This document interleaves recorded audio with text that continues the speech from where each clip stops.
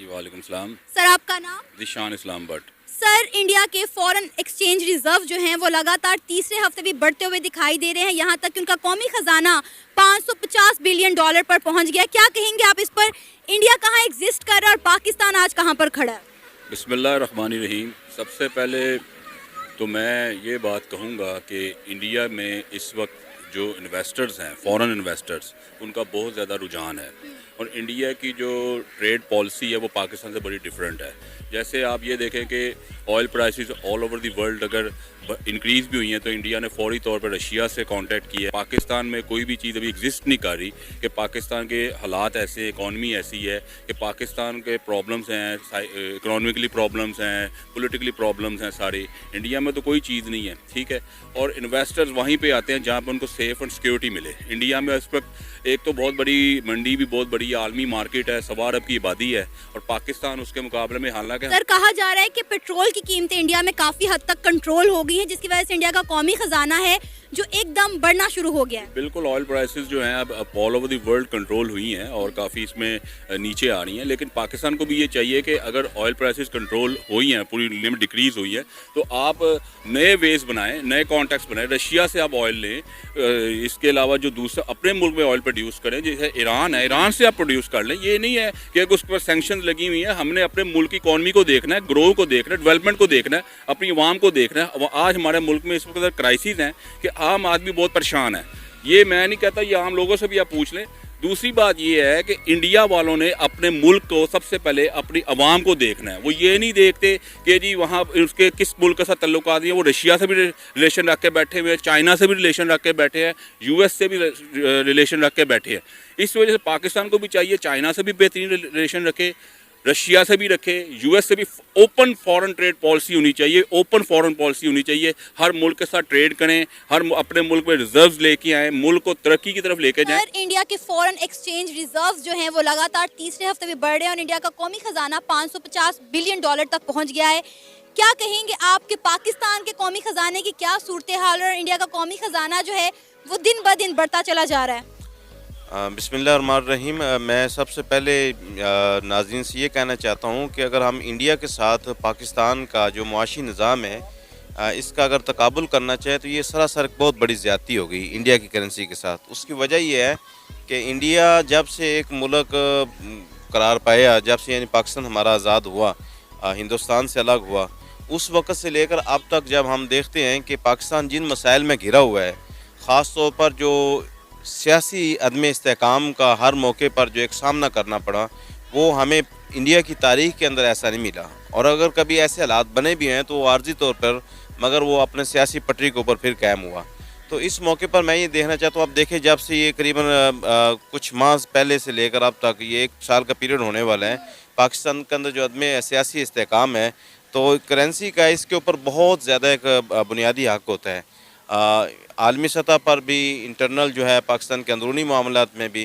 تو اس لیے یہ جو ڈے بائی ڈے جو حالات کرنسی کے ڈاؤن ہوتے جا رہے ہیں، اس موقع پر پاکستان کے جتنے بھی ذمہ داران ہیں، ہمارے سیاستدان ہیں، ہمارے جتنے بھی ایک ریاستی ادارے ہیں اور جتنی بھی ایک ریاستی مشینری ہے، ان سب کو سر پکڑ کر بیٹھنا چاہیے اور ایک معاشی طور پر ایک UNO جس کو سائن کیا جائے تاکہ پاکستان کے معاملات کو جو ہے وہ بہتر سے بہتر بنایا جا سکے.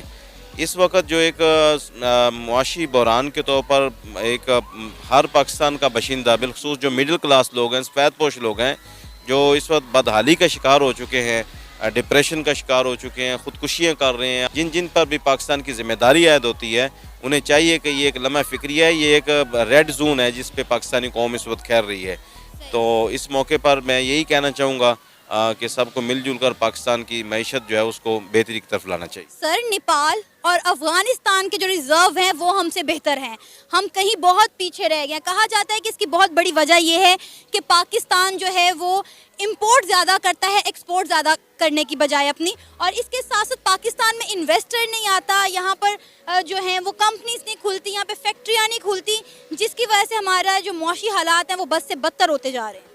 میں یہ کرنا چاہتا ہوں، اس وقت جو ہم نے وہ یہ جو 3-4 سال کا پیریڈ جو اس قوم نے دیکھا ہے تو اس میں ایک جو ایک تسلسل تھا. مثلاً ہم 2018 سے پہلے چلے جاتے ہیں تو اس موقع پہ آپ دیکھیں پاکستان ایک معاشی استحکام کی طرف جا رہا تھا، خاص طور پر جو ایک سی پیک کی صورت میں ایک پاکستان کو ایک تحفہ مل رہا تھا، اس سے بھی ایک پاکستان کے اندر بہتری کے آثار نظر آ رہے تھے، اور اس کے ذریعے ایک IMF سے جو پاکستان ایک قرضے کی جال میں پھنسا ہوا ہے، شاید اس سے بھی ہم نکل جاتے ہیں، مگر یہ کوئی چند سال سے لے کر اب تک جو ایک بحران قائم ہوا جس کی وجہ سے سی پیک بھی کول ہو گیا، بلکہ نہ ہونے کے برابر ہو گیا، اور اس کے ساتھ ساتھ جو ہے وہ معاشی طور پر جو ایک بد اخلاقی کا معاشرے کے اندر ایک نظام قائم ہوا، بدتمیزی جو طوفان بپا ہوا، ایک دوسرے کے ساتھ جو ایک کھینچا تانی جنگ و جدال کا جو ماحول بنا ہوا ہے، تو بس اس موقع پر یہی ہے کہ ہمیں چاہیے کہ ہم سب ملیں، اپنے پاکستان کو بچائیں۔ میں آپ سے یہ جاننا چاہ رہی ہوں کہ لگاتار تیسرا ہفتہ ہے جس میں انڈیا کے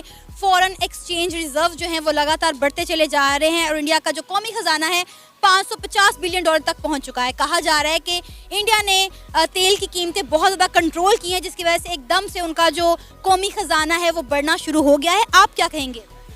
دیکھیے، سب سے پہلی بات تو یہ ہے کہ پاکستان اور انڈیا کے جو آپ کمپیریزن بتا رہے ہیں، ہمارے اور وہاں کی حکومت کا میرا خیال ہے کہ سب سے بڑا جو فیکٹر ہے وہاں پہ سول بیوروکریسی ہے، جبکہ ہمارے یہاں پہ عسکری بیوروکریسی ہے۔ عسکری قیادت جس کو دل کرتی ہے وہ آگے لے آتی ہے، جبکہ اس کے متبادل آپ انڈیا میں دیکھیں تو وہاں پہ سول بیوروکریسی ہے، اور وہاں کے جو حکمران ہیں وہ اپنی عوام کے لیے فیصلہ کرتے ہیں، اپنے ملک کے لیے فیصلہ کرتے ہیں، جبکہ ہمارے یہاں پہ سینیریو بالکل چینج ہے۔ یہاں پہ ذاتی مفادات کو تحفظ دیا جاتا ہے، اور پیسہ ایٹ دی اینڈ جب حکومتیں ختم ہوتی ہیں تو پتہ چلتا ہے جی خزانہ خالی ہے، اور اس کی وجہ یہ ہے کہ بعد میں پتہ چلتا ہے کہ پیسہ سارا منی لانڈرنگ ہو گیا۔ تو سر یہ کب تک چلتا رہے گا؟ یہ خزانہ جو قومی خزانہ ہے یہ تو میرا خیال ہے عوام کے لیے نہیں ہوتا، جو ہمارے سیاستدان کھا جاتے ہیں، چٹ کر جاتے ہیں۔ دیکھیں کب تک چلے گا یہ تو اللہ کی ذات ہی بہتر جانتی ہے، لیکن یہ ہے کہ اس کے لیے میرا خیال ہے کہ رولز اینڈ ریگولیشن کا ہونا بڑا اپنا ضروری ہے ملک میں، آپ کے قوانین سخت ہو، اور دوسرا یہ ہے کہ عوام جو نمائندے اپنے منتخب کرے وہی حکومت بنائے، اور 5 سال ان کو ٹائم دیا جائے تاکہ 5 سال کے بعد ہم ان کا پراپر جو ہے آڈٹ کر سکیں کہ انہوں نے کیا کیا کیا نہیں کیا، اسی بنا پہ پھر اگلے 5 جو اپنا انتخابات ہوں گے اس کو اپنا منتخب کیا جا سکتا ہے اس کی کارکردگی کی بنیاد پر۔ نو ڈاؤٹ آپ نے بہت ویلڈ بات کی کہ یہاں پر جو ہمارے سیاستدان ہیں وہ اپنا ٹینیور ہی پورا نہیں کر پاتے، ان کی ٹانگیں کھینچ لی جاتی ہیں، ان کے جو منصوبے ہوتے ہیں پورا ہونے سے پہلے ہی انہیں جو ہے عہدے سے ہٹا دیا جاتا ہے۔ اور اگر ہم بات کریں انڈیا کی تو انڈیا کی شاید کامیابی کی ایک بہت بڑی وجہ یہ بھی ہے کہ وہاں کے سیاستدان اپنا ٹینیور پورا کرتے ہیں۔ اب اگر ہم بات کریں نریندر مودی کی تو ان کے 2 ٹینیور پورے ہو چکے ہیں، اور سننے میں آ رہا ہے کہ شاید تیسرا ٹینیور بھی انہی کا